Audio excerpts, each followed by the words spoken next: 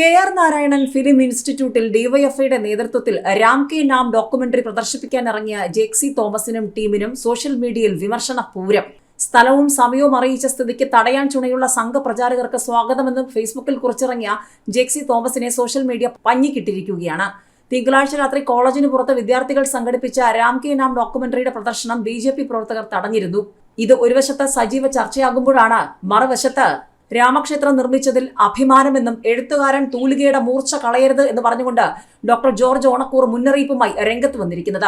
അഭിപ്രായങ്ങൾ വെട്ടിത്തുറന്നു പറയാൻ മടിയില്ലാത്ത എഴുത്തുകാരനാണ് ഡോക്ടർ ജോർജ് ഓണക്കൂർ. രാമക്ഷേത്ര നിർമ്മാണം ഉൾപ്പെടെ സമകാലീന വിഷയങ്ങളിൽ അതിശക്തമായി തന്നെ അദ്ദേഹം നിലപാട് വ്യക്തമാക്കിയിരിക്കുകയാണ്.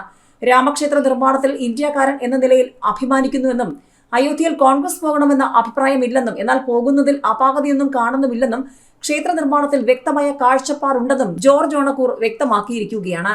നമ്മുടെ കലാകാരന്മാർ, എഴുത്തുകാർ, ബുദ്ധിജീവികൾ തുടങ്ങിയവരൊക്കെ പലപ്പോഴും ഇടതുപക്ഷത്തോടാണ് ചേർന്ന് നിന്നിട്ടുള്ളതെന്നും ഓണക്കൂർ പറയുന്നു. ജന്മി മുതലാളി പൗരോഹിത്യ കൂട്ടുകെട്ടിനെ എതിർക്കുക എന്നതായിരുന്നു സ്വാതന്ത്ര്യാനന്തരമുള്ള ലക്ഷ്യം. അന്ന് പാവപ്പെട്ടവരൊക്കെ വലിയ പ്രതീക്ഷയോടെ നിന്നത് ഇടതുപക്ഷത്താണ്. ജനാധിപത്യ ഭരണം വന്നെങ്കിലും പ്രതീക്ഷകൾ നിറവേറിയിരുന്നില്ല.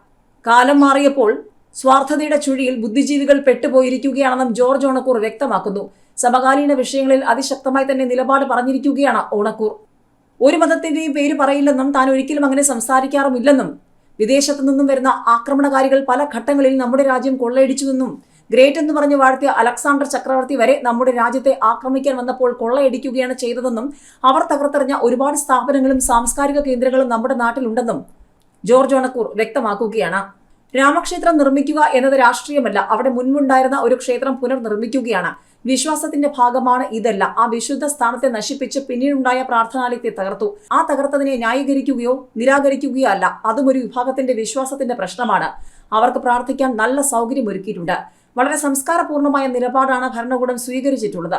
ഒരു വാക്കുകൊണ്ട് പോലും മറ്റുള്ളവരെ ഇകഴ്ത്താൻ താൻ ശ്രമിച്ചിട്ടില്ല. എം.ഡിയെ കുറിച്ചൊക്കെ അദ്ദേഹം ആരാണെന്നറിയാത്ത ചിലർ സോഷ്യൽ മീഡിയയിൽ അലക്കുന്നത് കണ്ടപ്പോൾ സങ്കടം തോന്നി. ചിത്രയ്ക്കെതിരെ നടക്കുന്നതും കഷ്ടമായി പോയി. അങ്ങനെയൊന്നും ആരും ആർക്കെതിരെയും പറയാൻ പാടില്ല എന്നും ജോർജ് ഓണക്കൂർ പറയുകയാണ്.